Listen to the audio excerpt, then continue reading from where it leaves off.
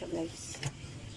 Nilagyan ko na yan siya ng ng luya, ng sibuyas, bawang, paminta, asin, saka betchin.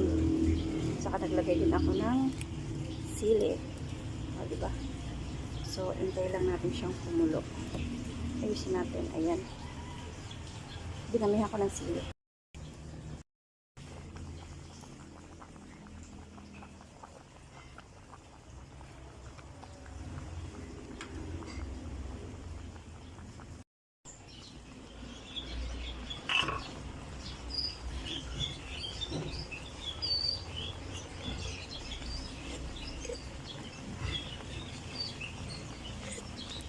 Harap na siya.